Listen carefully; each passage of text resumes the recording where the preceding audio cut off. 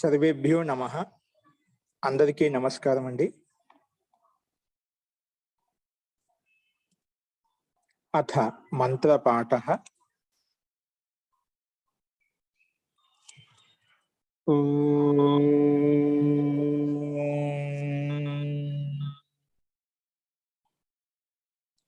సహనా భవతు సహనౌ భునక్తు సహ వీర్యం కరవావహై తేజస్వినావధీతమస్తు మా విద్విషావహై. ఓం శాంతి శాంతి శాంతి.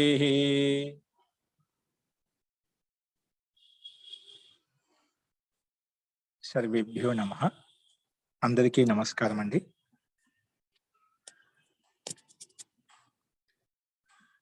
మనము ప్రారంభిక రచనానువాద కౌముదిలో 12వ అభ్యాసం చెప్పుకుంటున్నాము. అందులో నిన్న శబ్దకోశము చూశాము. అందులో శబ్దకోశంలో ఇవ్వబడినటువంటి శబ్దాల యొక్క రూపాలు ఎలా నడుస్తాయి, ముఖ్యంగా ఈ అభ్యాసంలో సర్వనామ స్త్రీలింగ శబ్దం యొక్క రూపం ఎలా ఉంటుంది, అవి నిన్న మనం చూశాము. ఇప్పుడు ఇదే క్రమంలో నియమాలు అంటే ఏమిటి, నియమాలంటే పంచమవిభక్తికి సంబంధించిన నియమాలు ఉంటాయి. ఇక్కడ ఈ పంచమవిభక్తి అంటే ఏమిటి, పంచమవిభక్తి ఎప్పుడు వస్తుంది, అపాదానం అంటే ఏమిటి, అపాదంలో పంచమవిభక్తి ఎలా వస్తుంది, ఏ దాన్ని అపాదనం అంటాము అనే విషయాలన్నీ కూడా మనకు ఈ నియమాల ద్వారా చెప్పబడతాయి. ముఖ్యంగా పంచమవిభక్తి ఎప్పుడు ఏ సందర్భంలో ఉపయోగించాలి. ఇంతవరకు చతుర్థి విభక్తి ఇలా ఉంటే చతుర్థి విభక్తి వస్తుంది, తృతీయ విభక్తి ఈ సందర్భంలో వస్తుంది, ద్వితీయ విభక్తి ఈ సందర్భంలో వస్తుంది. అంటే ఎప్పుడు ఎలా వస్తుంది, ఎటువంటి శబ్దాల యోగంలో వస్తుంది, ఏ ధాతువులతో వస్తుంది, ఎటువంటి అవ్యయపదాలు ఉంటే వస్తుంది, అవన్నీ మనం చూసుకుంటూ వస్తున్నాం. అదే క్రమంలో పంచమవిభక్తి అంటే అపాదానం అంటే ఏమిటి, అపాదానంలో పంచమవిభక్తి ఎలా వస్తుంది, ఆ విషయాన్ని మనం ఇప్పుడు చూద్దామండి. అస్తు రాసుకోండి. నిన్న మనము భీ మొదలగు ధాతులకు క్రమంగా రూపాలు ఈ విధంగా ఉంటాయి, ఈ క్రింది విధంగా ఉంటాయి. బిభేతి, త్రాయతే, ఆనయతి, వారయతి, అధీతే, ఈ శబ్ద రూపాలు ధాతుల యొక్క రూపాలు ఈ విధంగా ఉంటాయని చెప్పి ఒక రూపం చూశాము. అస్తు ఇప్పుడు ఇదే క్రమంలో నియమం 28, నియమం 28 చూడండి. నియమం 28 రాసుకోండి. కనిపిస్తుందండి? చూడండి, కనిపిస్తుంది. లేదు మహోదయ. ఓకే అండి, కనిపిస్తుంది చూడండి. ఇప్పుడు నియమం 28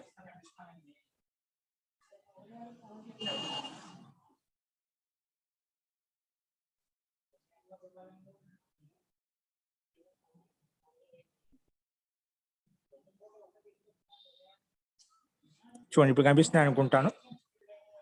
నియమం 28 రాసుకోండి. నియమం 28, నియమం 28 రాసుకోండి. నియమం 28 అపాదాన కారకంలో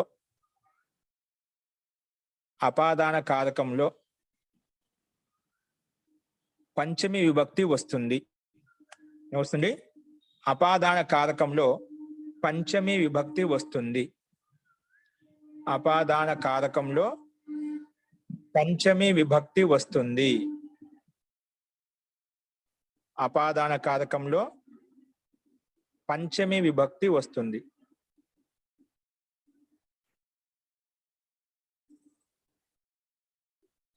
అపాదాన కారకంలో పంచమి విభక్తి వస్తుంది.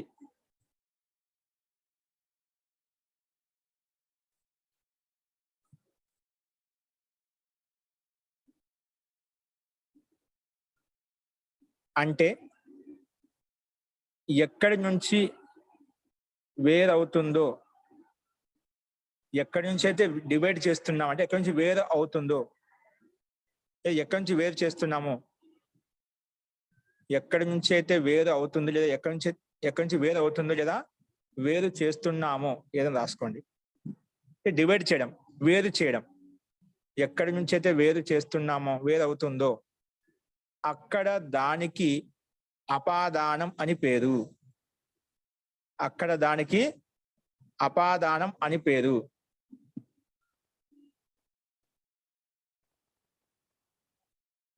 అక్కడ దానికి అపాదానం పేరు. అక్కడ దానికి అపాదానం అని పేరు. అటువంటి అపాదానంలో పంచమి విభక్తి వస్తుంది. అటువంటి అపాదానంలో పంచమి విభక్తి వస్తుంది.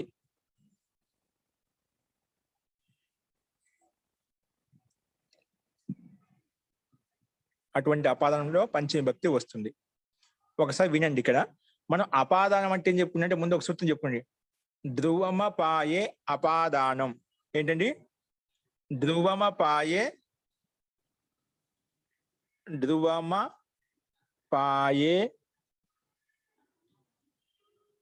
అపాదానం.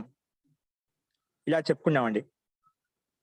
ధ్రువమ పాయే అపాదానం అంటే ధ్రువం అంటే స్థిరంగా ఉండేదానికి ఏత అపాయం వేరవుతుందో ఆ ధ్రువంగా ఉండేదానికి ధ్రువం అంటే స్థిరంగా ఉండేదానికి అపాదానం పేరు. ధ్రువం అపాయే వేరైనప్పుడు అయితే ధ్రువంగా ఉంటుందో, వేరు చేసినప్పుడు ఏదైతే ధ్రువంగా ఉంటుందో, స్థిరంగా ఉంటుందో దానికి అపాదానం అని పేరు. ఓకేనా? స్థిరంగా ఉండేదానికి అపాదానం అని పేరు. ఇది సూత్రం అన్నమాట. ధ్రువమపాయే అపాదానం. ధ్రువంగా స్థిరంగా ఉండేదానికి అపాదానం పేరు. అంటే స్థిరంగా ఉండేదాని నుంచి ఏదైతే వేరవుతుందో ఆ వేరైన వస్తువు కాకుండా, పదార్థం కాకుండా ఎక్కడి నుంచి వేరవుతుందో దానికి, అంటే ఆ స్థిరంగా ఉండేదానికి అపాదానం అని పేరు. ఓకే? అందుకే అటువంటి అపాదానం పేరు పెట్టిన తర్వాత ఆ అపాదానం పేరు పెట్టుకున్నాము. అటువంటి అపాదానంలో ఏ విభక్తి వస్తుందంటే ఈ సూత్రం చెప్తుంది. అపాదానే పంచమి. అటువంటి అపాదానంలో పంచమి విభక్తి వస్తుంది అని చెప్పి మనకు 28వ నియమం చెప్తుందన్నమాట. ఓకే? ఇది ఈ సూత్రం యొక్క అభిప్రాయము, ఈ నియమం యొక్క అభిప్రాయం అన్నమాట. ఓకేనా? అస్తు. చూడండి, గమనించండి.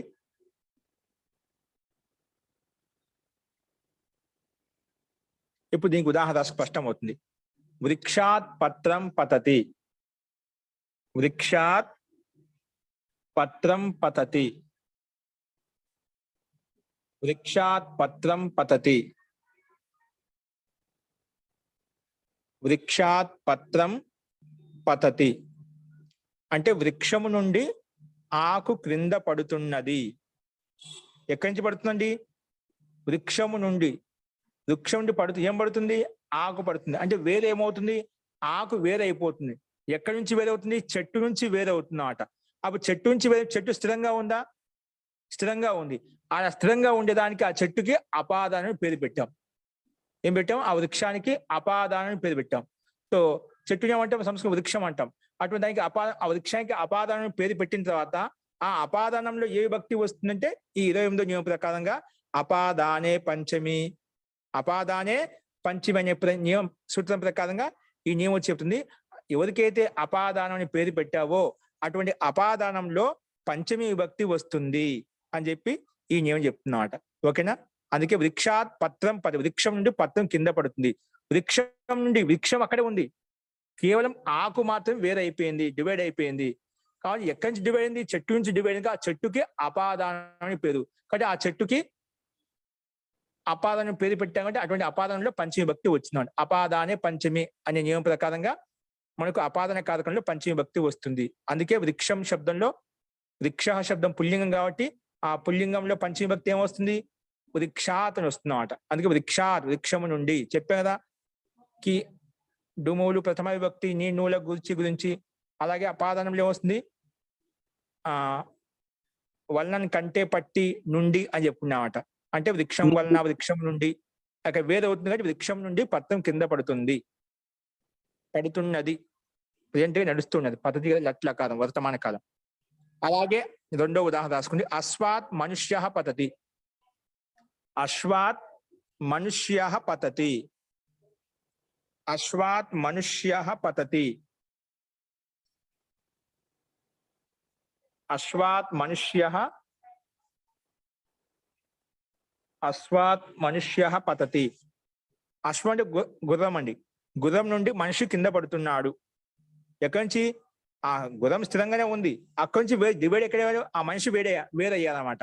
కానీ ఎవరైతే వేరవుతుందో అక్కడ దానిలో పంచమీ భక్తి వస్తుందన్నమాట. అశ్వాత్ మనుష్య పతతి, అశ్వం నుండి మనిషి కింద పడుతున్నాడు. ఎక్కడి నుంచి పడుతున్నాడు?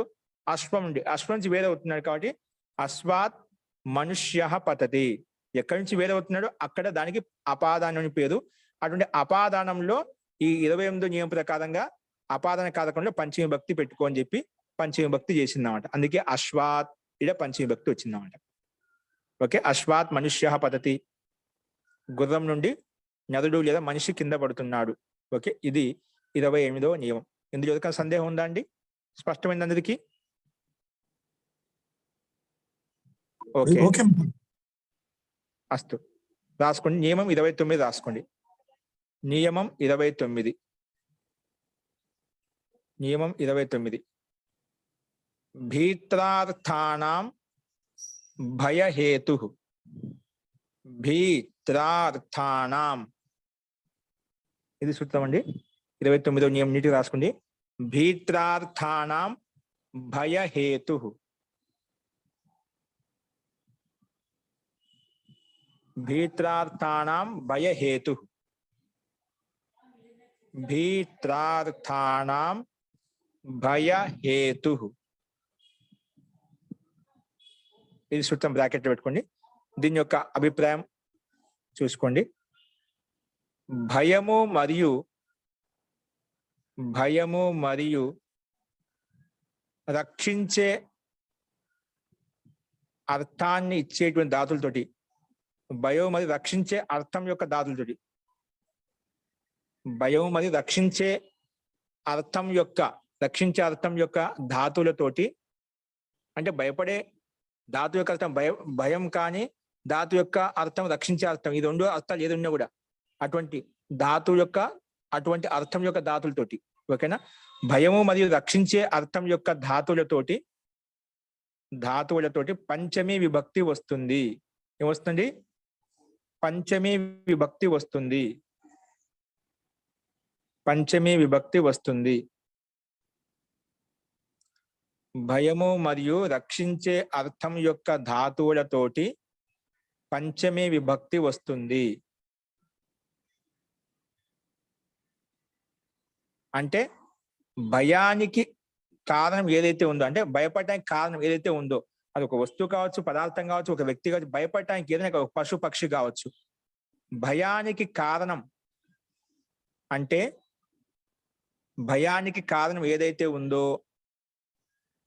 లేదా రక్షించడానికి రక్షిస్తున్నాడు ఏదో కారణం ఉంటుంది, రక్షించడానికి కారణం ఏదైతే ఉందో అందులో పంచమీ భక్తి వస్తుంది. భయానికి కారణం ఏదైతే ఉందో లేదా రక్షించడానికి కారణం ఏదైతే ఉందో అందులో పంచమీ భక్తి వస్తుంది. అందులో పంచమీ విభక్తి వస్తుంది. అందులో పంచమీ విభక్తి వస్తుంది. అందులో పంచమీ విభక్తి వస్తుంది. అందులో పంచమీ విభక్తి వస్తుంది. భయము మరియు రక్షించే అర్థం యొక్క ధాతులతోటి పంచమీ భక్తి వస్తుంది. అంటే భయానికి కారణం ఏదైతే ఉందో లేదా రక్షించడానికి కారణం ఏదైతే ఉందో అందులో పంచమీ విభక్తి వస్తుంది. ఓకేనా? అర్థమైంది కదా? భయపడటానికి ఏదైనా ఒక వ్యక్తి తన వేషభూషతో భయపడించవచ్చు, లేదంటే ఇంకేదైనా కారణం ఉంటుంది, పశు పక్షుల ద్వారా మనం భయపడవచ్చు, కుదురు మృగాలను చూసి భయపడవచ్చు, లేదంటే అట్లా భయపడడానికి కారణం ఏదైనా కావచ్చు, అధ్యాపకులు చూసి కూడా భయపడవచ్చు. ఓకేనా? దొంగవాడు పోలీసు చూసి భయపడుతూ ఉంటాడనమాట, లేదా దొంగవాడిని చూసి మనం భయపడుతూ ఉంటాం. అంటే భయానికి కారణం ఏదైనా కావచ్చు, ఆ భయానికి కారణం ఏదైతే ఉందో ఆ కారణంలో పంచమీ భక్తి వస్తుందన్నమాట. అది కారణ శబ్దం, అది పుల్లింగ శబ్దమా, స్త్రీలింగ శబ్దమా, నపుంసకలింగ శబ్దమా చూసుకొని అందులో మనం పంచమీ భక్తి పెట్టుకోవాలి. పుల్లింగం అయితే పుల్లింగంలో పంచమీ భక్తి, స్త్రీలింగం అయితే స్త్రీలింగంలో పంచమీ భక్తి, నపుంసకలింగం అయితే నపుంసకలింగంలో పంచమీ భక్తి వస్తుంది. ఓకే, సో ఇక్కడ ఉదాహరణ ఇచ్చారు చూడండి. చోరాత్ బిభేతి. చోరాత్ అంటే భయపడడం కాదు, దొంగవాడిని చూసి భయపడుతున్నాడు. ఇక్కడ కేవలం బిభేతి కర్త ఏదో ఒక రాముడు పెట్టుకోవచ్చు, బాలకుడు పెట్టుకో, బాలక చోరాత్ బిభేతి, బాలకుడు చోరాత్ బిభేతి. ఇక్కడ బిభేతికి కర్త ఎవరు?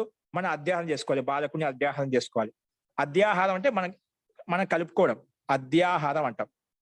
ఓకే, సో బాలకుడు చోర దొంగవాడిని చూసి భయపడుతున్నాడు. దొంగవాడిని చూసి అంటే చోరార్, దొంగ వలన భయపడుతుంది. భయపడటానికి కారణం ఏంటి? దొంగవాడిని చూసి భయపడుతున్నామట. అంటే భయపడే కారణం అవుతుందో ఆ కారణంలో పంచమి భక్తి రావాలి. ఎక్కడైనా ఈ ఒక సిద్ధాంతం చెప్పుకున్నామో, భయపడటానికి కారణం ఏదైతే ఉందో ఖచ్చితంగా ఆ కారణంలో పంచమి భక్తి వస్తుంది. ఓకే, ఒకరైతే చోరా, ఇద్దరు అనుకోండి చోరాభ్యాం అంటాం. చాలా మంది ఉన్నా అనుకోండి చోరేభ్య. అలాగే ఏకవచనంలో, ద్వివచనంలో, బహువచనం. భయపడటానికి కారణం ఒకరా, ఇద్దరా, ముగ్గురా, ఎంతమందే ఉండొచ్చు. ఓకేనా? సో ఇక్కడ ఏకవచనం పెట్టుకున్నాం, దొంగవాడి చూసి భయపడుతున్నాడు. అలాగే చోరాత్రాయత రెండో ఉదాహరణ, రక్షింపబడతాం. ఆ దొంగను చూసి రక్షిస్తున్నామట. దొంగవాడు ఏమైనా చేస్తా ముందే భయపడిపడే మనం రక్షిస్తున్నాం. ఆ దొంగవాడి వలన ఒక బాలకు రక్షిస్తున్నాము. బాలక చోరాత్రాయతే, బాలకుడు దొంగ నుండి రక్షిస్తున్నాడు. చోరాత్రాయ, దొంగవాడి నుంచి రక్షిస్తున్నాడు. దొంగవాడిని చూసి రక్షించడం అన్నమాట, రక్షింపబడటం అన్నమాట. అంటే అక్కడ రక్షిస్తున్నాడు, అక్కడ భయానికి కారణం ఉంది, ఏదో ఒకటి రక్షించడం వస్తుంది. ఆ కారణం ఏదైతే ఉందో ఆ కారణం చేత రక్షింపబడుతున్నామట. కాబట్టి ఆ రకంగా అర్థం చేసుకోవాలి. అస్తు, నెక్స్ట్ చూడండి. సో ఇది 29వ నియమం. భయానికి కారణం ఏదైతే ఉందో ఆ కారణంలో రక్షిస్తున్నాం అంటే ఆ రక్షించడానికి కారణం ఏదో ఒకటి ఉంటుంది, ఆ కారణంలో పంచమి భక్తి వస్తుంది అని చెప్పి ఈ సూత్రం, ఈ నియమం చెప్పిందన్నమాట. సో సూత్రం స్పష్టంగా భీ అంటే భయపడిన, త్రా అంటే రక్షించడం. భీత్రార్థం, భీ అంటే భయపడే అర్థం గల ధాతువు, రక్షించే అర్థం ధాతువులతోటి భయహేతు, భయానికి హేతు అంటే కారణం ఏదైతే ఉందో అటువంటి కారణంలో పంచమి భక్తి వస్తుంది అని చెప్పి చెప్పుకున్నాం. 2 ఉదాహరణలు చెప్పుకున్నాం. దీన్ని బట్టి మీది అన్ని చోట్ల ఇదే. అధ్యాహారం అంటే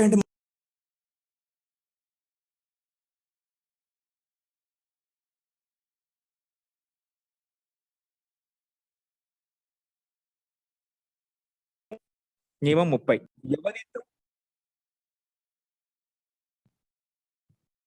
ఎవరితో అయితే రక్షింపబడతామో, నెక్స్ట్ రాసుకోండి, ఎవరితో అయితే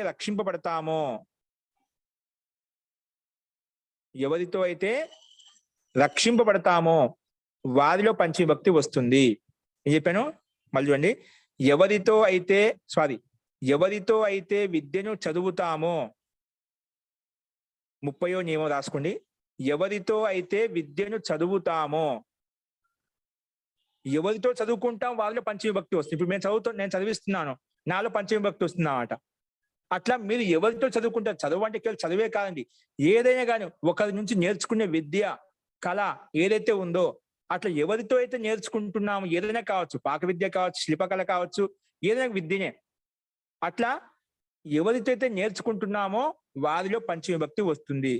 కాబట్టి ఎవరితో అయితే విద్యను చదువుతామో లేదా నేర్చుకుంటామో వారిలో పంచమి భక్తి వస్తుంది. ఇది అటల్ సిద్ధాంతం అన్నమాట. ఎక్కడ కానీ ఎవరితో అయితే గురువులతో నేర్చుకోవచ్చు, అధ్యాపకులతో నేర్చుకోవచ్చు, అలాగే ఎవరితో నేర్చుకోవచ్చు, తల్లిదండ్రులతో నేర్చుకోవచ్చు, పెద్దలతో నేర్చుకోవచ్చు, నేర్చుకోవడానికి అనేక సమాజంతో నేర్చుకోవచ్చు, లోకాన్ని చూసి నేర్చుకోవచ్చు, స్వాధ్యాయం నేర్చుకోవచ్చు. అలా నేర్చుకోవడానికి కారణం ఎవరైతే ఉన్నారో ఆ కారణంలో పంచమి భక్తి వస్తుంది. ఓకేనా? అందుకే ఎవరితో అయితే విద్యను నేర్చుకుంటామో లేదా చదువుతామో వారిలో పంచమి విభక్తి వస్తుంది. ఇప్పుడు పంచమి భక్తి ఎక్కడ వస్తుంది తెలిసిపోయిందా? ఇంకా కొన్ని స్థూల ఉదాహరణ మనం చెప్పుకున్నాం. దీన్ని బట్టి ఇలాంటి నియమాలు చాలా ఉన్నాయి. దాన్ని బట్టి మనకు పంచమి భక్తి ఎక్కడ వచ్చినా ఇందులోంచే ఉంటుందన్నమాట. పంచమి భక్తి రావడానికి ముఖ్యమైన కారణాలు ఉంటాయి. పంచమి భక్తి ఏ అర్థంలో వస్తుంది, ఏ సందర్భంలో వస్తుంది మనకు అంత వ్యాకరణం చెప్తుందండి. దాన్ని మించి పక్కకు పోదనమాట. పంచమి భక్తి కనిపించిందంటే శ్లోకంలో కానీ ఏదైనా మనకు మంత్రంలో కానీ ఎక్కడైనా కానీ పంచమి భక్తి ఉందంటే మనం చెప్పు నియమాల్లోంచి ఏదో ఒకటి ఉంటుందన్నమాట. ఇంకా ఇప్పుడైతే చిన్న బుక్ కాబట్టి ఇక్కడ కొన్ని నియమాలు చెప్పుకుంటాం. అటువంటి నియమాలు పంచమి భక్తికి, షష్ఠీ భక్తికి, 7 భక్తులకు సంబంధించి అన్ని నియమాలు ఉన్నాయండి. ఆ నియమాలు గుర్తు పెట్టుకున్నామంటే మనం దాదాపుగా ఇందులోంచే ఉంటాయి అన్నమాట. దీన్ని దాటి కొత్త అర్థం అంటే ఏమిటి? పంచమి భక్తి వచ్చిందంటే ఇందులోంచే ఏదో ఒక అర్థం ఖచ్చితంగా ఉంటుంది, కంపల్సరీగా ఉంటుంది. ఓకే, సో ముఖ్యంగా ఈ 30 నియమం ఏమంటుంది? ఎవరితో అయితే విద్య నేర్చుకుంటామో వారిలో పంచమి భక్తి వస్తుందని చెప్పి సహజంగా మనం అర్థం చేసుకోవాలి. ఓకేనా? ఏదైనా కానీ ఎవరితో వారిలో అది గురువుతో నేర్చుకుంటే గురువులో పంచమి విభక్తి, అధ్యాపకులతో నేర్చుకుంటే అధ్యాపకుల్లో పంచమి విభక్తి, ఏదైనా అధ్యాపికలతో నేర్చుకుంటే అధ్యాపికల్లో పంచమి విభక్తి, అట్లా ఎవరితో నేర్చుకుంటే వారిలో పంచమి విభక్తి రావాలి. ఓకే, అందుకే ఉదాహరణ చూసుకోండి. గురోహ పఠతి, గురువుతో చదువుతున్నాడు. ఎవరు చదువుకుంటున్నాడు? గురువుతో చదువుకుంటున్నాడు. కాబట్టి గురోహ పఠతి, గురువుతో. ఇక తో చతంచేన్ తొడంతో తో వచ్చిన తృతీయ విభక్తి ఉండే అలా అనుకోదు. అర్థం నియమం ఏం చెప్తుంది? విశిష్ట నియమం చెప్పుకుంటాం. నియమం ప్రకారంగా మీరు అర్థాన్ని గమనించాలి. ఎవరితో అయితే విద్య నేర్చుకున్న వారిలో పంచమి విభక్తే ఉండాలి. ఇది సిద్ధాంతం అన్నమాట. ఇక్కడ నీ నూల గూర్చి చతంచేంతుడంతో పోయి రామునితో వెళ్తున్నాడు. ఇక తో వచ్చింది, రామునితో వెళ్తున్నాడు. ఇక్కడ గురువుతో చదువుతున్నా అంటే తృతీయ విభక్తి ఉండాలి కదా, తో వచ్చింది అలా అనుకోదు. అర్థపూర్వకంగా మనం విభక్తిని గుర్తించాలి. ఇక్కడ నియమం ఏం చెప్పింది మనకు? ఎవరితో అయితే విద్య నేర్చుకుంటామో వారిలో పంచమి విభక్తి వస్తుంది అని చెప్పుకున్నాం. కాబట్టి తో గురోహ పఠతి, గురువులో, గురువు ఉకారాంత శబ్దం కాబట్టి గురువులో పంచమి విభక్తి వచ్చిందన్నమాట. గురోహ పఠతి, గురువుతో చదువుకుంటున్నాడు. నెక్స్ట్ ఉపాధ్యాయాత్ పఠతి, ఉపాధ్యాయాత్ పఠతి, ఉపాధ్యాయుడితో చదువుకుంటున్నాడు. ఉపాధ్యాయాత్ పఠతి, ఉపాధ్యాయునితో చదువుకుంటున్నాడు. అట్లా ఎవరితో చదువుకుంటే వారిలో పంచమి విభక్తి రావాలి. ఒకరితో చదువుకుంటే ఏకవచనం, ఇద్దరు చదువుకుంటే ద్వివచనం, చాలా మంది చదువుకున్నాడు బహువచనం పెట్టుకోవచ్చు. ఏకవచనం ఉండాలి లేదు. ఏకవచనము, ద్వివచనం, ఎంతమంది చదువుకుంటే అంతమందిలో ద్వివచనం పెట్టుకోవచ్చు, వారి పేర్లు పెట్టుకోవచ్చు.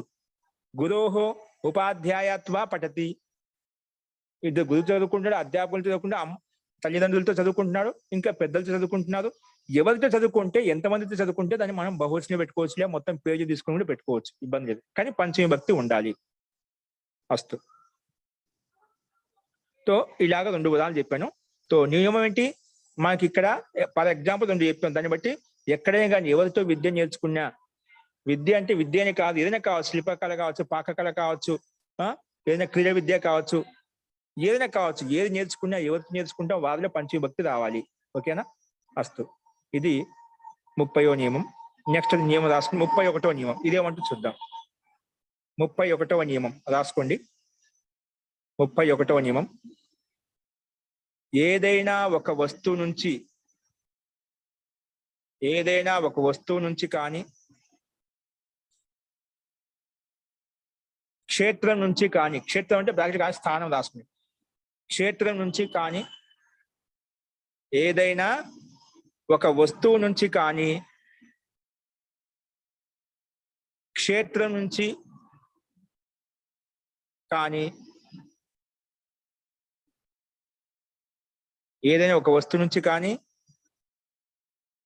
క్షేత్రం నుంచి కానీ,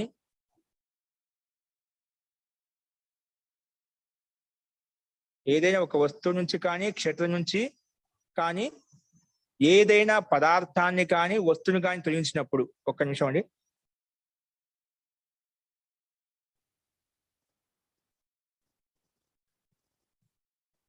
దీన్ని క్షమ్యతాం, ఇది ఎక్కడ రాసుకోండి.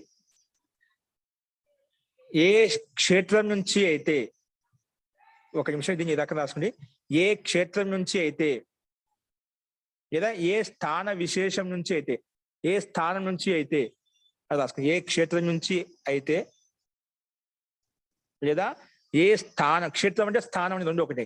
ఏ స్థానం నుంచి అయితే, ఏ క్షేత్రం నుంచి అయితే, లేదా ఏ స్థానం నుంచి అయితే, అలా మార్చుకోండి. ఏదైనా పదార్థాన్ని కానీ, వస్తువును కానీ, ఏదైనా పదార్థాన్ని కానీ, వస్తువును కానీ, లేదా పశువును కానీ తొలగించినప్పుడు, పశువును కానీ తొలగించినప్పుడు ఎక్కడి నుంచే తొలగిస్తున్నామో, ఎక్కడి నుంచి అయితే తొలగిస్తున్నామో లేదా నివారిస్తున్నామో, ఎక్కడి నుంచి అయితే నివారిస్తున్నామో లేదా తొలగిస్తున్నామో అక్కడ పంచమి విభక్తి వస్తుంది. అక్కడ పంచమి విభక్తి వస్తుందన్నమాట. అంటే ఒక స్థానం నుంచి, ఇంట్లోకి పశువులు వస్తే ఏం చేస్తామండి, ఆ ఇంటి నుంచి వేరు చేస్తాం, పక్కకు తోసేస్తాం, దాన్ని పక్క కొడతాం అంట. పశు పక్షులు కుక్కలు వచ్చాయనుకోండి, ఏం చేస్తాం, దాన్ని పక్క కొడతాం. అంటే ఎక్కడి నుంచి వేరు చేసాం, ఇంటి నుండి వేరు చేశాము. అలాగే ఒక పంట పొలంలో పశువులు వచ్చాయనుకోండి, పంట పొలం నష్టం చేస్తుంది కాబట్టి క్షేత్రం అంటే పొలం, ఆ పొలం నుంచి వేరు చేస్తాం, పశువుని తొలగిస్తాం. తొలగించడం, నివారించడం. అట్లా ఎక్కడి నుంచి తొలగిస్తున్నామో, ఎక్కడి నుంచి వేరు చేస్తున్నామో, నివారిస్తున్నామో అక్కడ ఆ క్షేత్రానికి, ఆ స్థల విశేషానికి పంచమీ వస్తుంది. ఓకేనా? ఈ నియమం అర్థమైందా? 31 నియమం. ఏదైనా ఒక స్థాన విశేషం నుంచి, ఒక క్షేత్రం నుంచి ఏదైనా ఒక వస్తువుని తొలగించినా, ఒక పదార్థాన్ని తొలగించినా, లేదా ఒక పశువు పక్షిని తొలగించినా, మనకి పక్షులు పంటలు నష్టం చేస్తుంటాం, వాటిని తొలగిస్తున్నాం, వాటిని నివారిస్తుంటాం అట. అట్లా ఎక్కడి నుంచే తొలగిస్తున్నామో, ఏ స్థానం నుంచే తొలగిస్తున్నామో అక్కడ పంచమీ వస్తుంది. ఓకేనా? ఇది ఈ నియమం యొక్క తాత్పర్యం. అందుకే రాసుకోండి. ఉదాహరణ: క్షేత్రపాలక, క్షేత్రాన్ని రక్షించేవాడు అంటే పొలాన్ని రక్షించేవాడు. క్షేత్రపాలక యవేభ్య పశుం వారయతి లేదా నివారయతి. వారయతి అంటే నివారణ రెండు ఒకటే అండి. రెండు ధాతులు శబ్ద భేదము, ఇక్కడ ఉపసర్గం భిన్నంగా ఉందంటే రెండు ఒకటే. వారయతి అన్నా నివారయతి అన్నా ఒకటే. అందుకే వా అంటే లేదని చెప్పాను. ఈ అభ్యాస శబ్దకోశం వా అంటే లేదా, వారయతి అన్నా నివారయతి అన్నా రెండు ఒకటే. ఓకేనా? క్షేత్రపాలక యవేభ్య పశుం వారయతి. క్షేత్రపాలక యవేభ్య పశుం వారయతి లేదా నివారయతి వా అంటే క్షేత్రపాలకుడు యవేభ్య అంటే యవ అంటే గోధుమలు, అంటే గోధుమలు కాకుండా గోధుమ రాశి, ధనధాన్యం. ఇప్పుడు ధాన్యం యొక్క బండారం ఉంటుందండి. ఎక్కడైతే ధాన్యం కూరగాయల మార్కెట్ ఉంటుందో అలా ధాన్య మార్కెట్ ఉంటుందా, ధాన్యంలో ఎక్కడైతే రాశి కుప్ప పోసి ఉంటామంట, అక్కడ పశువులు వస్తూ ఉంటాయి నిరంతరంగా. వాటి నుంచి చేస్తుందో ఆ గోధుమ రాశి నుంచి, గోధుమ సమూహం నుంచి ఆ పశువులు వస్తే వాటిని నివారిస్తాం, తొలగిస్తాం, నష్టం చేయకుండా, దాన్ని వ్యర్థం చేయకుండా. అలాగే ఒక గోధుమ పంట చేను తీసుకోవచ్చు. గోధుమ పంట చేను నష్టం చేస్తున్నాం అనుకోండి, అంటే ఏదైనా కావచ్చు, నష్టం చేస్తుంది. ఆ పశువు వచ్చినప్పుడు, పక్షులు వచ్చినప్పుడు వాటిని నివారిస్తాం. ఎక్కడ నివారిస్తున్నాం? ఆ పంట పొలం నుంచి నివారిస్తున్నాం. ఎక్కడి నుంచి అయితే నివారిస్తున్నామో, తొలగిస్తున్నామో అక్కడ దానికి పంచమీ రావాలి. ఆ స్థల విశేషం ఏంటి? అది పొలమా, లేదా ఒక భవనమా, ఒక ఇల్లా, ఏంటి, ఏదైతే అది ఎక్కడి నుంచి తొలగిస్తున్న పక్షిని కానీ అయినా ఒక వస్తువుని కానీ అందులో పంచమీ రావాలి. ఓకే, ఇది ఈ సూత్రం యొక్క, ఈ నియమం యొక్క అభిప్రాయం. ఓకేనా? సో అందుకే క్షేత్రపాలకుడు గోధుమ పంట నుంచి పశువుని నివారిస్తున్నాడు అంటే తొలగిస్తున్నాడు, అంటే వేరు చేస్తున్నాడు. ఎక్కడి నుంచి వేరు చేస్తున్నాడు? యవేభ్య అంటే యవ అంటే గోధుమ పంట చేను నుండి, గోధుమల నుంచి అంటే గోధుమ సమూహం నుంచి తీసుకోవచ్చు, గోధుమ పంట తీసుకోవచ్చు, ఏదైనా తీసుకోవచ్చు. బహుశ్ని పెట్టామన్నమాట. ఓకేనా? అస్తు. నెక్స్ట్ ఉదాహరణ: గృహాత్ దుర్జనం నివారయతి. గృహాత్ దుర్జనం నివారయతి. గృహం అంటే దుర్జన్యం నివాసం. దుష్ట వ్యక్తిని, దుర్జన్యం ఇంట్లో పెట్టుకోం కదా. గృహాత్ దుర్జనం నివారయతి. ఎక్కడి తొలగిస్తున్నాం? ఇంటి నుండి, అంటే గృహం తొలగిస్తున్నా, గృహంలో పంచమీ వచ్చింది. ఎక్కడి నుంచి తొలగిస్తామో అంటే వేరు చేస్తాము, అక్కడ దానికి పంచమీ. ఓకేనా? ఇది 31వ నియమం ప్రకారంగా చెప్పుకున్నామండి. ఓకేనా? ఈ రకంగా మనకు పంచమీ ఎప్పుడెప్పుడు వస్తుంది? ఎక్కడి నుంచి వేరు చేస్తున్నామో అక్కడ పంచమీ. ఎక్కడి నుంచి వేరు అవుతుందో, ఇప్పుడు చెట్టు నుంచి పండు వేరవుతుంది, ఆకు వేరు, ఎక్కడి నుంచి వేరవుతుంది? అక్కడ వేరైనప్పుడు ఏదైతే స్థిరంగా ఉంటుందో ఆ స్థిరమైన దానికి పంచమీ వస్తుంది చెప్పాము. అలాగే భయపడటానికి కారణం ఏదైతే ఉందో, రక్షించడానికి కారణం ఏదైతే ఉన్నదో వారిలో పంచమీ వస్తుంది. ఇంకా ఎవరితో అయితే విద్య నేర్చుకుంటామో వారిలో పంచమీ వస్తుంది. ఇంకా ఎక్కడి నుంచి అయితే ఒక వస్తువును కానీ, ఒక పదార్థాన్ని కానీ, ఒక పశు పక్షిని కానీ వేరు చేస్తాం, ఎక్కడి నుంచి వేరు చేస్తాం అక్కడ కూడా పంచమీ వస్తుంది. ఈ రకంగా ఈ 4 నియమాలు చెప్పుకున్నాం. ఈ 4 నియమాల అర్థాలు ఎప్పుడు పంచమీ ఉందంటే మనం చెప్పుకునే ఈ అభ్యాసంలో, ఈ వాక్యాల్లో ఈ 4 నియమాల నుంచి ఏదో ఒక అర్థం కంపల్సరీగా ఉంటుందన్నమాట. పంచమీ ఉపయోగించి వాక్యం రాస్తున్నాం అంటే ఈ బుక్ లో ఖచ్చితంగా ఇందులోంచి ఏదో ఒక అర్థం ఉంటుందన్నమాట. ఎక్కడైనా మనకి 4 అర్థాలు గుర్తున్నాయి. దీన్ని బట్టి పంచమీ వచ్చిందంటే దీన్ని బట్టి మనం అనుమానంగా కూడా ఇది ఈ అర్థంలో ఉందంటే పంచమీ యొక్క అర్థం ఇదే అయి ఉంటుంది అని చెప్పి కూడా మనకు అర్థం అవుతుందన్నమాట. అలాగా ఇక్కడ పంచమీ ఎప్పుడు వస్తుంది, ఏ సందర్భంలో వస్తుంది, మనం ఇక్కడ ఈ 4 నియమాల ద్వారా చెప్పుకున్నామండి. అస్తు. తో ఇందులో ఎవరికైనా సందేహం చెప్పండి. ఈ చెప్పిన 28, 29, 30, 31లో ఈ 4 నియమాలు పంచమీ ఎప్పుడు వస్తుంది? 4 నియమాలు చెప్పుకున్నాం. ఎక్కడి నుంచి వేరవుతో అక్కడ పంచమీ, భయానికి కారణంలో, రక్షించడానికి కారణంలో పంచమీ, ఎవరితో అయితే విద్య నేర్చుకుంటున్నా వారిలో పంచమీ, ఎక్కడి నుంచి ఏ స్థానం నుంచి అయితే వేరు చేస్తున్నా ఆ స్థానంలో పంచమీ. అది పొలం కావచ్చు, గృహం కావచ్చు, భవనం కావచ్చు, ఏదైనా కావచ్చు, ఉద్యానం కావచ్చు, వనం కావచ్చు. ఎక్కడి నుంచి ఏదైనా వస్తువు, పదార్థం, వస్తు, పక్షి ఏదైతే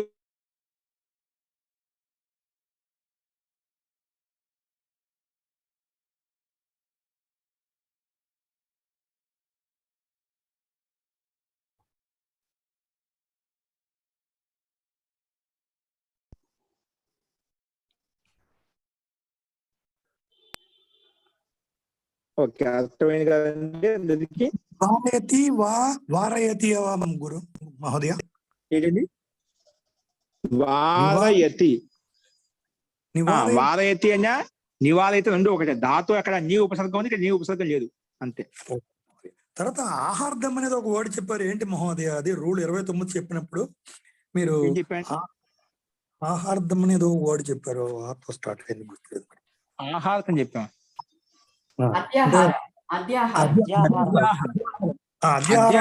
డైరెక్ట్ గా చోరాత్ విభేద. దొంగ మనిషి భయపడుతున్నారు. ఎవరు భయపడుతున్నారు? కర్తం చెప్పుకోలేదు కదా.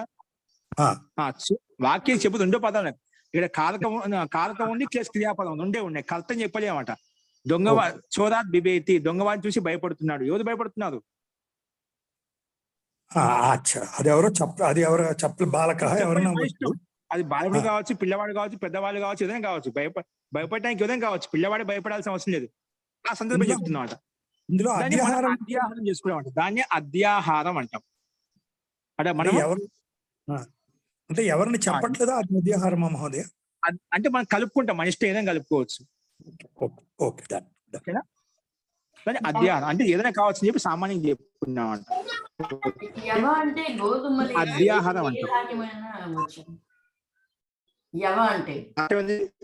రామకృష్ణ గారు,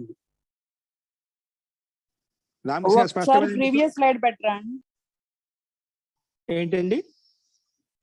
ఒకసారి ప్రీవియస్ స్లైడ్ పెట్టరా స్వామి? నియమం 31 రాసుకోలేదు. నియమం ఏం రాసుకోలేదండి మీరు? 31 ఎగ్జాంపుల్ ఎక్కడి నుంచి తొలగిస్తున్నామో వరకు రాసుకున్నాను. ఎక్కడ తొలగిస్తున్నా అక్కడ పంచమీ వస్తుంది. అక్కడ పంచమీ వస్తుంది. ఓకేనా? ఇప్పుడు చెప్పండి, ఇంకా సందేహాలు ఉన్నాయా? యవ అంటే గోధుమనే లేకపోతే ఏ ధాన్యమైనా యవ అంటారా? గోధుమల్ని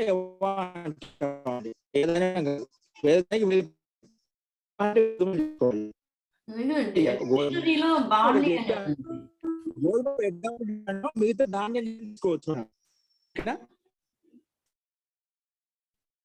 ఏమన్నారు? తండ్రి తీసుకోవచ్చు. మనం వేరే ధాన్యాలకి వేరే పేర్లు ఉంటాయి, అవి ఏవైనా తీసుకోవచ్చు. మకాహ, సర్సపహ, అలా ఏవైనా తీసుకోవచ్చండి. సంస్కృత డిక్షనరీలో యవ అంటే బార్లీ అని ఉంది. ఇవి గోధుమలో రకాలండి. మన బియ్యంలో ఎన్నో రకాలు ఉన్నాయి కదా, అట్లాగా గోధుమలో బార్లీ రెండు అర్థాలు వస్తాయి. ఓకేనా?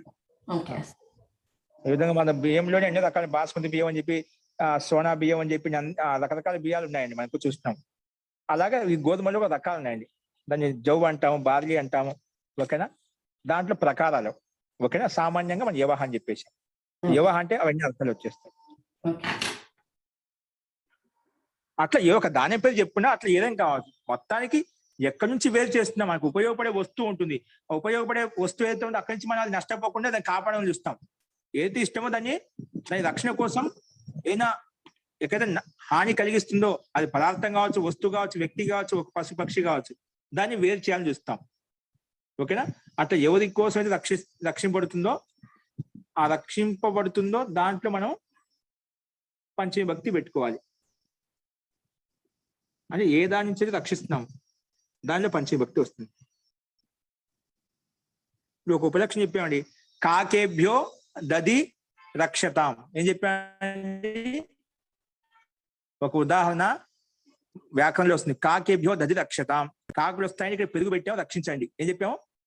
కాకేభ్యో అంటే కాకులు వస్తాయి, ఇక్కడ దది అంటే పెరుగు పెట్టా రక్షించండి. అంటే అక్కడ మనం అర్థం చేసుకున్నా వాక్యం ఏం చెప్పింది? కాకేభ్య దది రక్షితాం. కాకులు వస్తే దదిని రక్షించాలి, అంటే పెరుగును రక్షించాలి. అంటే మిగిలిన పక్షులు వస్తే రక్షించకూడదు. అక్కడ కాకులు కాకుండా మిగిలిన పక్షులు ఏవైతే ఉన్నాయో అవి వస్తే రక్షించకూడదా? ఏ పశు పక్షులు వస్తే రక్షించకూడదా? ఏ కుక్కలు వస్తే రక్షించకూడదా? అంతే కదా. కాకేభ్యో దది రక్షితం, కాకులు వస్తాయి పెరుగును కాపాడండి. కాకేభ్యో ద్వివచనమా? బహువచనం అండి. కాకేభ్య, కాకాయ కాకాభ్యం కాకేభ్య, కాకేభ్యః, రామాయ రామాభ్యం రామేభ్య. కాక అంటే కాకి, బహువచనం కాకులు వస్తాయి. మా సామాన్యంగా ఊరిలో లోక వ్యవహారం చూస్తుందండి, కుక్కలు వస్తాయని చూడండి, జాగ్రత్తగా చూడండి చెప్తా. పశువులు వస్తాయి రక్షించు. అట్లా ఉపలక్షణంగా ఏదైతే ప్రసిద్ధంగా ఉంటే ఒకటి తీసుకుని ఉపలక్షణంగా తీసుకుంటాం, దాన్ని బట్టి ఏ వస్తే రక్షించాలని అర్థం. రక్షించడం ప్రధానం మనకు. ఓకేనా? అస్తు. ఇవి మనకు 29వ నియమంలో ఫస్ట్ ఉదాహరణ ఏమో చోరాత్ బిభేతి అని ఉంది, రెండోదేమో చోరాత్ త్రాయతే అని ఉంది. అంటే ఒకటే శబ్దానికి రెండు రూపాలు ఎట్లా వచ్చాయి? చోరాద్ చోరాత్ అని. ఇక్కడ పక్కన సంధి వల్ల అక్కడ బి ఉంది, ఇక్కడ త్రా ఉంది, అక్షరం మారింది. దానివల్ల ఒకచోట జలాం జశోంతే వస్తుంది, ఒకచోట రాదనమాట. ఓకేనా? ఆ సంధి వచ్చినప్పుడు మీకు చెప్తాను. ముందు ఒకటే, తాతో ఒకటే, ముందు ఒకటే కాదే ఆ సంధి మారిపోతుంది. సంధి వస్తుంది, ఒకసారి సంధి రాదనమాట. అదే తేడా. ఓకేనా? అవి మాకు సంధి స్టార్ట్ అయినప్పుడు మీకు తెలుస్తున్నాయి. అవి చెప్పుకున్నాము. ఎందుకు మారిందో ఎందుకు మాదిరి మీకు తెలుస్తున్నాం అంట. జీ చెప్పండి. కాకేభ్యో అనొచ్చా మహోదయ, లే కాకేభ్య అనాలా ఇప్పుడు బహువచనం చెప్పినప్పుడు? అదే కాకేభ్య దది రక్షత. కాకేభ్యో అంటే ఇక్కడ విసర్గం లోపిస్తుందండి, సంధి వల్ల విసర్గం లోపిస్తుంది. ఓకేనా? మామూలు కాకేభ్య పదం మాకు ఇంకా సంధులు తెలియదు కాబట్టి ఎందుకు అక్కడ విసర్గం చెప్పడం లేదనుకోండి, విసర్గం లేదనుకోవద్దు. కాకేభ్య రామశబ్దానికి సమానం రామేభ్య విసర్గం.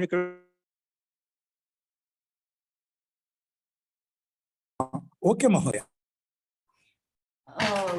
రక్షతాం లేకపోతే రక్షతం లోట్లకాయ కదా అది. రక్షతాం అది రక్షతాం అండి. అది ద్వివచనం అవుదా? మధ్యమ పురుషం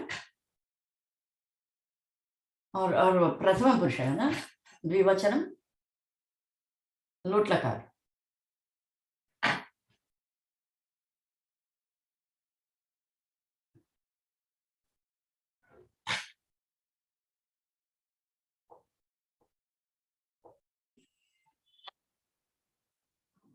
ఇప్పుడు నెక్స్ట్ చూడండి. దీనికి ఇప్పుడు సంస్కృత వాక్యాలు తెలుగు వాక్యాలు మనం చూద్దామండి. ఈ శబ్దకోశాన్ని నియమాలు ఉపయోగించి సంస్కృతంలో వాక్యాలు ఎలా ఉంటాయి, తెలుగులో వాక్యాలు ఎలా ఉంటాయో అవి మనం రాసుకుందామండి. చూడండి ముందుగా సంస్కృత వాక్యాలు. ఒక ప్రశ్న, మీరు కాకేభ్యో దది రక్షతాం అన్నారా? అది ప్రథమ పురుష ద్వివచనమా? రక్షతాం ఏకవచనం అండి.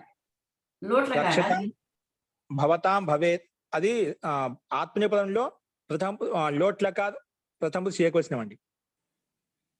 లోట్లకార్ ప్రథమ పురుష ఏకవచనం అండి. రక్షతాం అనేది సేవతాం సేవేతాం సేవంతాం, రక్షతాం రక్షేతాం రక్షంతాం. లోట్లకార్ ప్రథమ పురుష ఏకవచనం. ఆత్మనేపది ఆచార్య. ఓం ఆత్మనేపదం అండి. ఆత్మనేపదం అండి. కాబట్టి కన్ఫ్యూజ్ అవుతున్నాం కొంచెం. అవి వస్తాయండి. ఆత్మనేపదం గురించి మీరు ఇప్పుడు ఓన్లీ పరస్పరం గురించి చెప్పుకున్నాం కాబట్టి మధ్యలో కొన్ని నియమాల కోసం అని చెప్పుకుంటున్నాం. అక్కడ కూడా వస్తున్నాయి. మన తర్వాత ఆత్మనేపదంలో రూపాయలు వస్తాయండి. ఇప్పుడు పరస్మయ పదం యొక్క ఇప్పుడు మనం చెప్పి 5 రకాలు లేకపోతే పరస్మయ పదం. ఓకేనా? కాబట్టి పరస్మయ పదంలోనే మనం చూద్దాం, వీటిని ప్రాక్టీస్ చేద్దాం. అస్తు. ఇప్పుడు సంస్కృత వాక్యాన్ని తెలుగులో అనువదించండి. రాసుకోండి. ఇప్పుడు మనం చెప్పుకొని చూడండి. ఇప్పుడు చెప్పిన దాదాపుగా ఏ అభ్యాసం చెప్పుకున్నా ఆ అభ్యాసంలో నియమాలు శబ్దకోశాన్ని ఉపయోగించే వాక్యాలు ఎక్కువగా అవే ఉంటాయండి. ప్లస్ మధ్య మధ్యలో సింహావలోకం చేసుకుంటూ ఉండాలి కాబట్టి ముందు చెప్పిన అభ్యాసంలోంచి కూడా అవి కూడా మధ్య మధ్యలో వస్తూ ఉంటాయండి. అక్కడక్కడ ముందు చెప్పిన అభ్యాసంలోంచి నియమాలు కూడా వస్తూ ఉంటాయి అన్నమాట. ఓకే? ముఖ్యంగా ఏ అభ్యాసం చెప్పుకుంటున్నా అభ్యాసం ఏ విభక్తి గురించి, ఏ నియమాల గురించి, ఇంకా ఏ ధాతులు ఏ శబ్దకోశాన్ని ఉపయోగించాం, ముందుగా వాటికి ప్రిఫరెన్స్ ఇచ్చి వాటికి సంబంధించి వాక్యాలు ఉంటాయి. తర్వాత మధ్య మధ్యలో కొన్ని ముందు చెప్పిన అభ్యాసం నుంచే శబ్దాలు ధాతులు ఏవైనా వస్తూ ఉంటాయి అన్నమాట. కాబట్టి మీరు వాటిని గమనిస్తూ రాస్తుంది. మనం ఖచ్చితంగా మనం చెప్పిన వాక్యం బయట ఉండదండి. మనం చెప్పిన శబ్దకోశంలోంచే ధాతుల నుంచే అవయపదాలే ఉంటాయి, నియమాలే ఉంటాయి. ఏది మనం చెప్పుకున్న వాటి నుంచి బయటి వాక్యం ఒకటి కూడా ఉండదు, బయటి శబ్దం ఒకటి కూడా ఉండదు. కాబట్టి వాటిని బాగా గమనించి రాస్తూ ఉండండి. అస్తు. ప్రాసాదాత్ బాలకః పతతి. ఇదే నియమం చూడండి, ఏదో చెప్పుకున్నాం నియమాలు. మొట్టమొదటి నియమం ప్రకారంగా ఇక్కడ వాక్యార్థం చేసుకోవాలి. వీటి యొక్క సమాధానం మీద రాసుకోండి, రేపు సమాధానం చెప్తాను. నెక్స్ట్, తస్యాహ లతాయాహ ఏతత్ పుష్పం పతతి. తస్యాహ లతాయాహ ఏతత్ పుష్పం పతతి. ఇవి మీ గ్రూపులు పెడతారండి, లక్ష్మి గారు పంపిస్తారు మీకు. వీటికి రేపు డైరెక్ట్ ఆన్సర్ ఇచ్చి రాసుకోండి మీరు. బాలకః దుర్జనాత్ బిభేతి. బాలకః దుర్జనాత్ బిభేతి. నెక్స్ట్ 4వ వాక్యం, సజ్జనః తాం బాలికాం చోరాత్ త్రాయతే. సజ్జనః తాం బాలికాం, ఇక్కడ విశేషణం కూడా వస్తుంది ముందు చెప్పిన విధంగా, విశేష్యము విశేషణము. తాం బాలికాం, తాం విశేషణము, బాలికాం విశేష్యము. సజ్జనః తాం బాలికాం చోరాత్ త్రాయతే. చోరాత్ త్రాయతే. నెక్స్ట్, క్షేత్రపాలకః క్షేత్రాత్ పశుం వారయతి. క్షేత్రపాలకః క్షేత్రాత్ పశుం వారయతి. క్షేత్రపాలకః క్షేత్రాత్ పశుం వారయతి.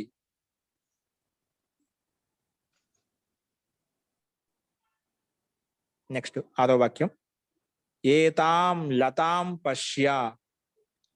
ఏతాం లతాం పశ్య. ఏతాం లతాం పశ్య.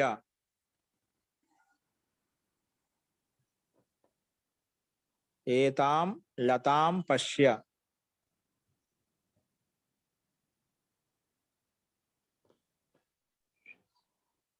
ఏతాం లతాం పశ్య. నెక్స్ట్, కాం కన్యాం పశ్యసి. చూడు, మనం చెప్పిన సర్వనామ శబ్దాన్ని ఉపయోగించి కూడా వాక్యాలు వస్తున్నాయి ఇక్కడ. ఏంటి, సర్వశబ్దాన్ని ఉపయోగించారు కదా. సర్వశబ్దానికి సర్వసర్వనామ శబ్ద స్త్రీలింగ శబ్ద. తస్యాహ బాల, ఇవన్నీ స్త్రీలింగ శబ్దాన్ని. సర్వనామ శబ్దానికి స్త్రీలింగంలో తస్యాహ, లతాం, ఏతాం ఇవన్నీ స్త్రీలింగంలో రూపాలు. కాం, కిం శబ్దానికి ద్వితీయ విభక్తి ఏకవచనంలో కాం వస్తుందన్నమాట. కాబట్టి సర్వశబ్దానికి సమానంగా స్త్రీలింగ శబ్దాన్ని ఉపయోగించి ఇక్కడ వాక్యాలు. ముందు నపుంసకలింగంలో ఉండేటువంటి సర్వనామ శబ్దాన్ని ఉపయోగించి వాక్యాలు చెప్పుకున్నాము. అంతకన్నా ముందు సర్వనామ శబ్దాలకు పుల్లింగ శబ్దాన్ని ఉపయోగించి వాక్యాలు చెప్పుకున్నాం.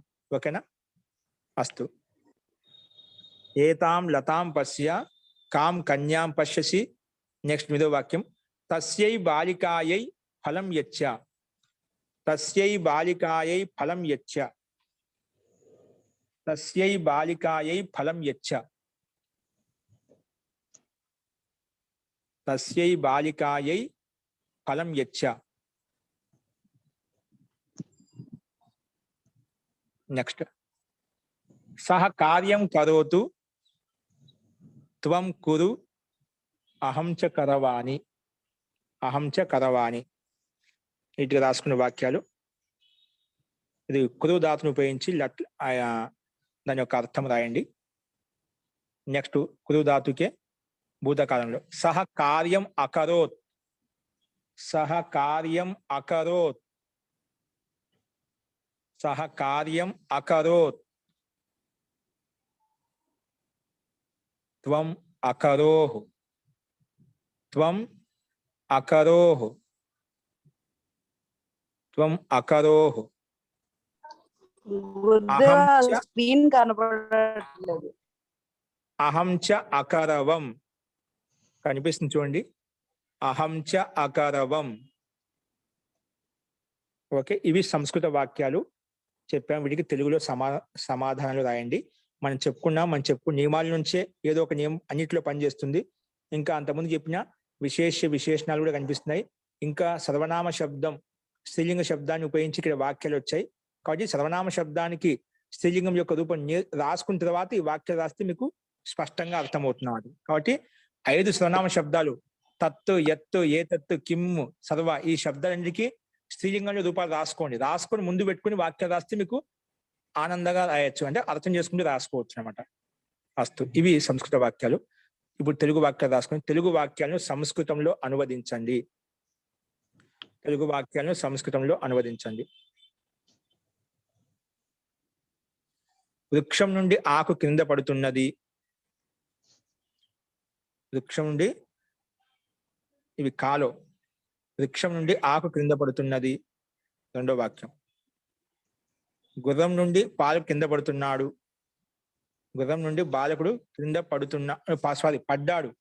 భూతకాలం అయిపోయింది. పడుతున్నాడు కదా, పడ్డాడంట. పడ్డాడు. గుర్రం నుండి బాలకుడు క్రింద పడ్డాడు. నెక్స్ట్ మూడో వాక్యం. గ్రామం నుండి బాలకుడు వచ్చాడు. ఇక్కడ భూతకాలంలో వచ్చాడంట. వస్తున్నాడు అని చెప్పలేదు, రావాలి అని చెప్పలేదు, వస్తాడు అని చెప్పలేదు. వచ్చాడు అంటే వచ్చేసాడు భూతకాలంలో. గ్రామం నుండి బాలకుడు వచ్చాడు. ఆ బాలిక ఇంటి నుండి పుస్తకము తీసుకువస్తున్నది. ఆ బాలిక ఇంటి నుండి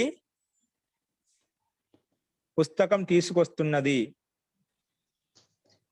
ఆ బాలిక, ఆ విశేషణము, బాలిక విశేషం, అవి కూడా గమనించి రాసుకోండి. ఇంటి నుండి పుస్తకం తీసుకువస్తున్నది. నెక్స్ట్ వాక్యం. శిష్యుడు గురువును చూచి భయపడుతున్నాడు. చెప్పాను, ఎవరిని చూసి భయపడతాం? వాళ్ళలో పంచమి భక్తి. శిష్యుడు గురువును చూసి భయపడుతున్నాడు. ఎవరిని చూసి భయపడ? గురువులో పంచమి భక్తి. శిష్యుడు గురువును చూసి భయపడుతున్నాడు. భయపడటానికి ధాతు చెప్పున్నా, ఆ ధాతుని ఉపయోగించాలి. నెక్స్ట్. రాజా బాలకుణ్ణి దొంగవాడి నుంచి రక్షిస్తున్నాడు. రాజా ఎవరి నుంచి రక్షిస్తున్నావు? దొంగవాడి నుంచి. ఎవరి నుంచి రక్షిస్తున్నామో వారిలో పంచమి భక్తి. ఎవరిని రక్షిస్తున్నాం? బాలకుని రక్షిస్తున్నాం. ఎక్కడి నుంచి రక్షిస్తున్నాము? దొంగవాడి నుంచి రక్షిస్తున్నాము.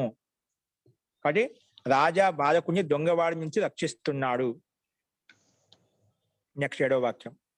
ఆ బాలకుడు గురువుతో చదువుతున్నాడు. చెప్పాను కదా, ఎవరితో చదువుకుంటాం? వారిలో పంచమి భక్తి. ఆ బాలకుడు గురువుతో చదువుతున్నాడు. ఆ బాలకుడు గురువుతో చదువుతున్నాడు. నెక్స్ట్. క్షేత్రపాలకుడు క్షేత్రం నుండి పశువును నివారిస్తున్నాడు. క్షేత్రపాలకుడు క్షేత్రం నుండి పశువును నివారిస్తున్నాడు. నెక్స్ట్. భవనం నుండి పుత్రుడు కింద పడ్డాడు. భవనం నుండి పుత్రుడు కింద పడ్డాడు. చూడు, అయిపోయింది. కింద పడ్డాడంట, భూతకాలంలో జరిగిపోయింది అన్నమాట. చూడు, మనం చెప్పిన పైన ఏదో ఒక నియమం పనిచేస్తుంది. స్పష్టంగా నియమాలు కనిపిస్తున్నాయి అక్కడ. ఈ నియమం ప్రకారం ఎక్కడ ఏ విభక్తి రావాలి, ఎక్కడ ప్రథమ రావాలి, దాన్ని బట్టి గమనించండి. నెక్స్ట్ 9వ వాక్యం. క్షేత్రపాలకుడు అయిపోయింది కదా. భవనం నుండి పుత్రుడు కింద పడ్డాడు. నెక్స్ట్ 11వ వాక్యం. కాలో ఇవి కా అని పెట్టామండి. ఇప్పుడు నెక్స్ట్ అభ్యాసం చేయమని చెప్పినప్పుడు ఈ కాలో ఉండే వాక్యాలను ద్వివచనుడికి బహువచనుడికి మార్చుకోవాలి. అలాగా కాలో ఉండే వాక్యం ఇంకో రకంగా లట్లకారం లోట్లకారం రాయమని చెప్పేస్తున్నట. వీటిని మార్చుకొని ప్రాక్టీస్ కోసం చెప్తాను. అందుకే అలాగే రాసుకుంటా. కా అంటే ఆ లతను చూడు. 11వ వాక్యం ఏంటి? ఆ లతను చూడు. 8వ వాక్యం చెప్పాలా? రాసుకోండి. ఆ శిష్యుడు మునితో విద్యను చదువుతున్నాడు.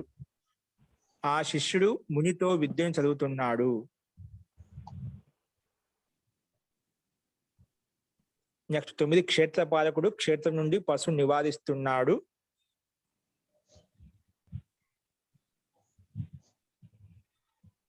అలాగే భవనం నుండి పుత్రుడు కింద పడ్డాడు.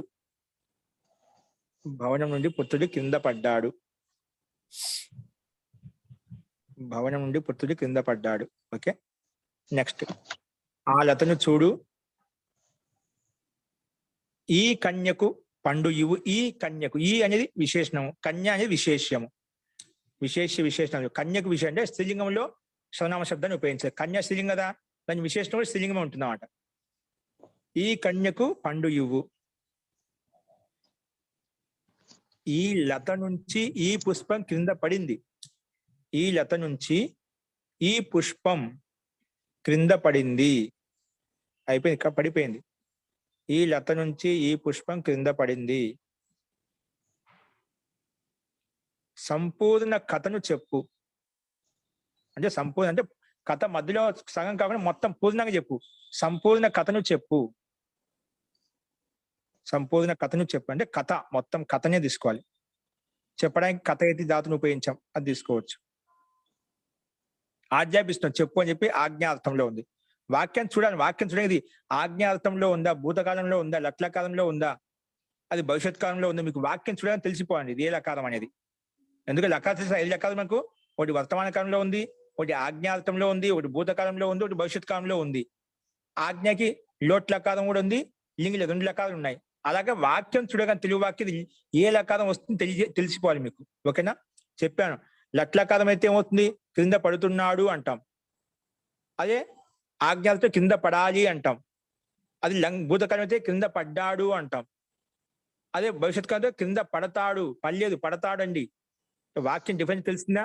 మన లోక వ్యవహారం ఎలా ఉంటుందో సేమ్ అది కూడా ఇక్కడ కూడా అదే విధంగా ఉంది. దాన్ని బట్టి మన లకారం అన్నమాట. మన లోకంలో ఏ విధంగా వ్యవహరిస్తామో ఆ వ్యవహారానికి అనుగుణంగానే ఇక్కడ లకారాలు చెప్పుకున్నామాట. 5 లకారాలు. అస్తు. 15వ వాక్యం. ఏ కన్యను అడుగుతున్నావు? ఏ కన్యను అడుగుతున్నావు? చూడు ఎక్కడో ఇది 4వ అభ్యాసం 3వ అభ్యాసంలో వచ్చిన ధాతు వచ్చింది, పృచ్ఛతి ధాతు వచ్చింది ఇక్కడ. ఏ కన్యను అడుగుతున్నావు? అందుకే చూడు ముందు చెప్పిన ధాతులు కూడా వస్తున్నాయి ఇక్కడ అన్ని. కాబట్టి అన్ని మనకు మనసులో ఉండాలి. ఏ ధాతులు చెప్తున్నాం అన్ని మనం చెప్పుకున్న ధాతులు. కొత్త ధాతు చెప్పని ధాతు ఏది ఇక్కడ రాదు.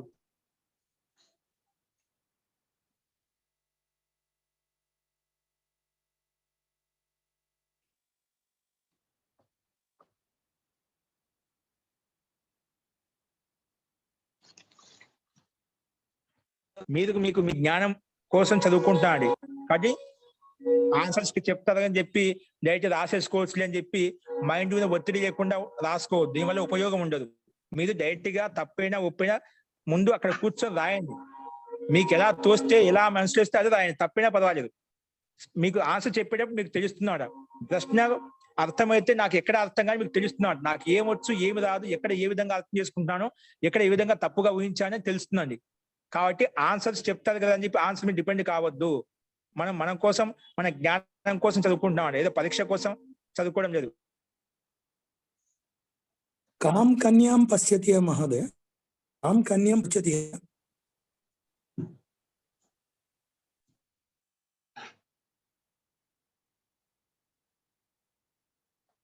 మొదటి అభ్యాసం నుంచి బాగా ప్రాక్టీస్ చేసిన వాళ్ళకి ఈ వాక్యాలు సహజంగా వచ్చేస్తాయండి. మీకే తెలిసిపోతుంటున్నమాట.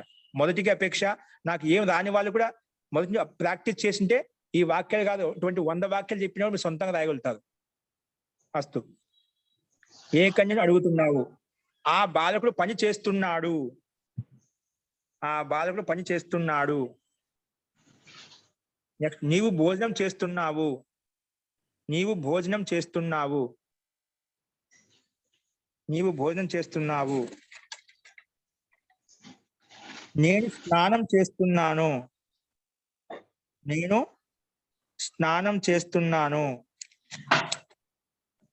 నేను స్నానం చేస్తున్నాను. నేను స్నానం చేస్తున్నాను. 19వ వాక్యం. అతడు పని చెయ్యాలి. అతడు పని చెయ్యాలి. అతడు పని చెయ్యాలి. అతడు పని చెయ్యాలి. నెక్స్ట్ 20వ వాక్యం. నీవు కూడా ఎల్లప్పుడూ పని చెయ్యి. ఎల్లప్పుడూ ఎప్పుడు పని చెయ్యి అని చెప్పి మనకు ఎప్పుడు ఎల్లప్పుడు శబ్దకోశాలు చెప్పుకున్నాం, సర్వనామ శబ్దాలు చెప్పుకున్నా, అవయ పదాలు చెప్పుకున్నామండి. అవి గమనించండి. నీవు కూడా ఎప్పుడు పని చెయ్యి అంటే ఎల్లప్పుడూ పని చెయ్యి. నువ్వు కూడా ఎప్పుడు పని చెయ్యి. నన్ను ఖచ్చితంగా పని చేయమంటావా? నేను ఖచ్చితంగా పని చేయమంటావా అన్న ఒకటే. నన్ను ఖచ్చితంగా పని చేయమంటావా? మీకు ఏది ఉచితంగా అనిపిస్తే అది రాసుకోండి. నన్ను ఖచ్చితంగా పని చేయమంటావా? నెక్స్ట్. అతడు వేరే చోట పని చేశాడు. చూడు అయిపోయింది, చేశాడంట. అతడు వేరే చోట పని చేశాడు. వేరే చోట అనే శబ్దానికి మనకి శబ్దకోశం చెప్పుకున్నామట. అందుకే శబ్దకోశాన్ని గమనించండి. శబ్దకోశాన్ని ముందు పెట్టుకొని, అవయవ పదాన్ని ముందు పెట్టుకొని అన్ని గుర్తు పెట్టుకుంటే అన్ని వచ్చేస్తాయి, వాక్యాలు మొత్తం వచ్చేస్తాయి. అతడు వేరే చోట పని చేశాడు. చేశాడంటే అయిపోయింది. చేస్తున్నాడని చెప్పలేదు, చెయ్యాలి అని చెప్పలేదు, చేస్తాడు అని చెప్పలేదు, చేశాడు అయిపోయింది. అన్యత్ర కదా మహోదయ, అన్యత్ర అయినా వేరే చోట. అన్యత్ర చెప్తున్నా కదా, వేరే చోట అన్యత్ర. ఓకే అండి. నెక్స్ట్ 23ది, నీవు పని చేశావు. ఇవి క్రియధాతును ఉపయోగించి రాండి. పని చేశాడు, చేశావు, చేశా అనేది క్రియధాతును ఉపయోగించి. నీవు పని చేశావు, నీవు పని చేశావు. నెక్స్ట్ అంతిమ వాక్యం, నేను పని చేశాను, నేను పని చేశాను. ఓకేనా. నెక్స్ట్ 3వ వాక్యం, 3వ పాయింట్ రాసుకుని, అశుద్ధ వాక్య శుద్ధ వాక్య. అశుద్ధ వాక్య శుద్ధ వాక్య. అశుద్ధ వాక్యం, మొట్టమొదటి అశుద్ధ వాక్యం, అశ్వేన బాలక అపతత్. అశ్వేన బాలక అపతత్. సహ గురునా పఠతి. చూడు మనం చెప్పుకున్నామాట, ఎవరితో విద్య నేర్చుకుంటే వాళ్ళ పంచమీ భక్తి రావాలి. ఇక్కడ సహ గురునా పఠతి అని చెప్పి తృతీయ భక్తి ఇచ్చారు, అందుకే తప్పు. సహ గురునా పఠతి 2వ అశుద్ధ వాక్యం. 3వది, తాం కన్యాం ఫలం యచ్చ. ఎవరికైతే ఇస్తున్నామో వాళ్ళు చతుర్థి భక్తి రావాలి. ఇక్కడ ద్వితీయ భక్తి ఇచ్చారు, తప్పు. ఎవరికైతే చూడు, ఇది ఇక్కడ చతుర్థి భక్తి యొక్క నియమం వచ్చిందన్నమాట ముందు చెప్పిన అభ్యాసం నుంచి. తాం కన్యాం ఫలం యచ్చ, ఇది తప్పు చెప్పాం. శుద్ధ వాక్యం ఏంటో కనుక్కొని రాయండి. వస్తుంది 4వ పాయింట్ రాసుకోండి. అభ్యాసం చేయండి. ఏం చేయాలి? మన తెలుగు వాక్యాలు కా ఖా గా ఉన్నాయి కదా, అందులో కాలోని గాలోని వాక్యాలను బహువచనంలోకి మార్చండి. అంటే ఒక పని ఏం చేయాలి, దాంట్లో మార్చి ప్రాక్టీస్ చేసుకోండి, ప్రాక్టీస్ చేయండి. అలా చేస్తే మీకు తెలుస్తుంది అన్నమాట. కాలోని గాలోని వాక్యాన్ని బహువచనంలోకి మార్చండి. గురుగారు 19వ సెంటెన్స్ లో అతడు పని చెయ్యాలి అంటే ఆదేశం ఇస్తున్నాం, అది భూతకాలంలో ఉంది కదా గురువు గారు. భూతకాలం వస్తుంది, చేశాడు వస్తుంది. అతడు పని చేశాడని వస్తుంది, భూతకాలం వస్తుంది. భూతకాలం వాక్యం ఎలా ఉంటుంది? అతడు పని చెయ్యాలి అని భూతకాలం ఎట్లా అవుతుంది? భూతకాలం అంటే అతడు పని చేశాడు. భూతకాలం అంటే జరిగిపోయిన పని కదా, చేశాడు అంటే అయిపోయింది. చెయ్యాలి అని ఆజ్ఞార్థం. ఓకేనా. ఓకే. సహకార్యం కురు అని వస్తుందా? లంగ్ లెక్కాలం. భూతకాలం అంటే లంగ్ లెక్కాలం ఉపయోగించాలి. భూతకాలం ఏ లెక్కాలం? కాదు, ఇది పని చెయ్యాలి.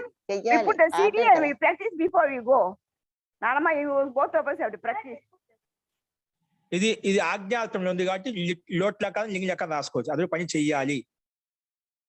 ఓకేనా. భూతకాలం లంగ్ లెక్కాలం, ఇది లోట్ లెక్కాలం కానీ లింగ్ లెక్కాలం లేదని రాసుకోవచ్చు. అస్తు.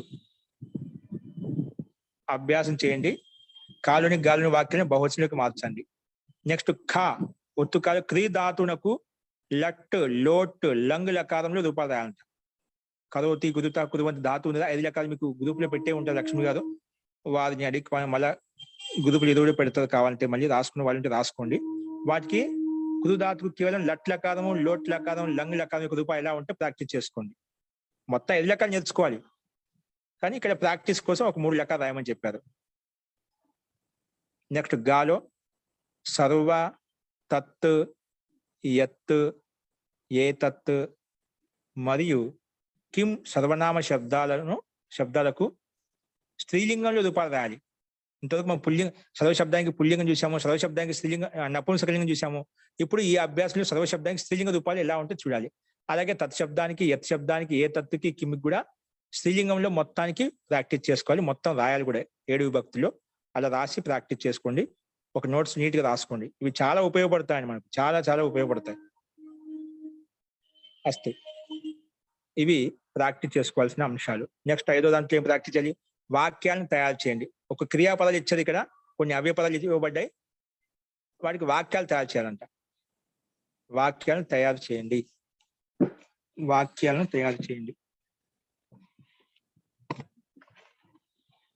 ఒక్క నిమిషం అండి.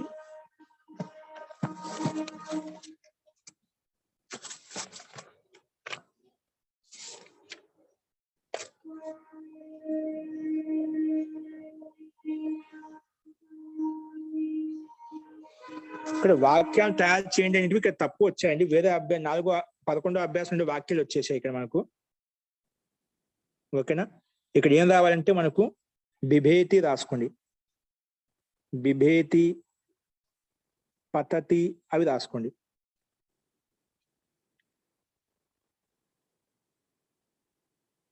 బిభేతి, పతతి,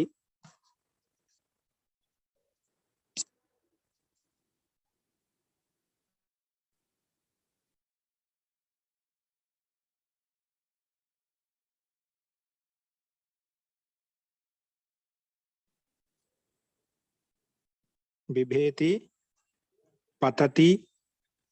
నెక్స్ట్ 1 by 1 రాసుకోండి. త్రాయతే, త్రాయతే, త్రాయతే. ఇక్కడ చూడండి కింద కనిపిస్తున్నాడు. త్రాయతే,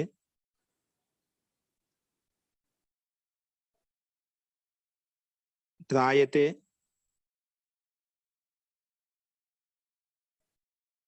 త్రాయతే,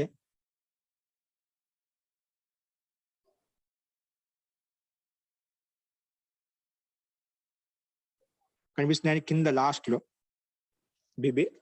బిభేతి, పతతి,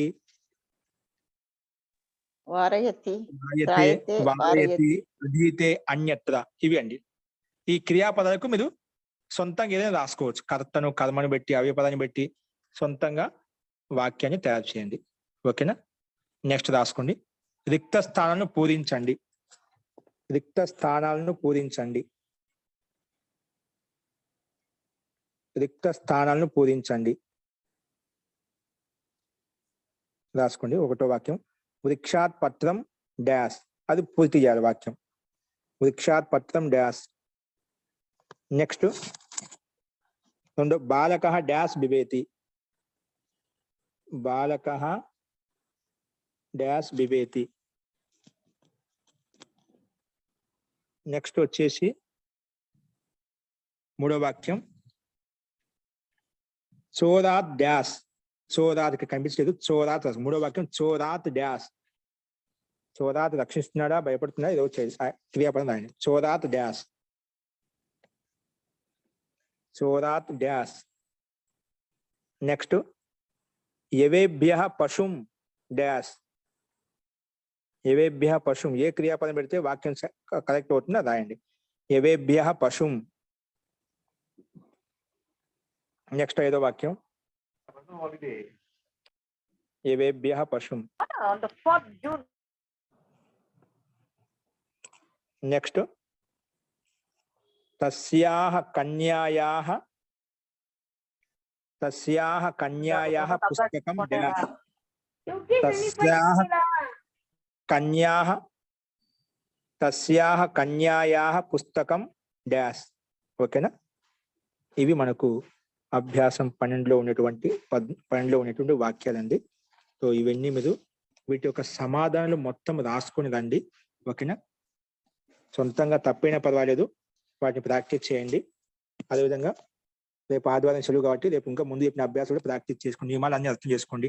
ప్రథమ విభక్తి యొక్క నియమాలు, ద్వితీయ విభక్తి యొక్క నియమాలు, తృతీయ విభక్తి యొక్క నియమాలు, చతుర్థి, ఇప్పుడు పంచమ విభక్తి చెప్పుకుంటాం. ఈ విభక్తి యొక్క నియమాలన్నీ కూడా మీరు ఒకసారి బాగా ప్రాక్టీస్ చేసుకోండి. ఎక్కడ వచ్చింది, ఏ విధంగా వచ్చింది, ఎక్కడ పంచమ విభక్తి వస్తుంది, ఎక్కడ చతుర్థి వస్తుంది, ఎక్కడ తృతీయ విభక్తి వస్తుంది, అవయ పదాలు ఏంటి, ద్వితీయ విభక్తి యొక్క నియమాలు ఏంటి, అవన్నీ బాగా గమనించండి. ఓకేనా? ఈ రకంగా అభ్యాసం 12లో ఉన్నటువంటి సంస్కృత వాక్యాలు, తెలుగు వాక్యాలు, శబ్దకోశాన్ని బట్టి ఎలా అనేది మనం చెప్పుకున్నాము. వాటిని యొక్క సమాధానం రాసుకుని వచ్చేయండి. మస్తు. ఈ రకంగా అభ్యాసం 12 పూర్తి కంప్లీట్ అయిపోయింది. నెక్స్ట్ మీకు ఇంకేమైనా సందేహాలు ఉంటే మంత్రపాఠం అయిపోయిన తర్వాత చెప్పుకుందామండి. అస్తు. మంత్రపాఠ. ఓం సర్వే భవంతు సుఖినః, సర్వే సంతు నిరామయాః, సర్వే భద్రాణి పశ్యంతు, మా కశ్చిత్ దుఃఖభాగ్ భవేత్. ఓం శాంతి శాంతి శాంతి. సర్వేభ్యో నమః. అందరికీ నమస్కారం అండి. మహోదయ. నమో నమో.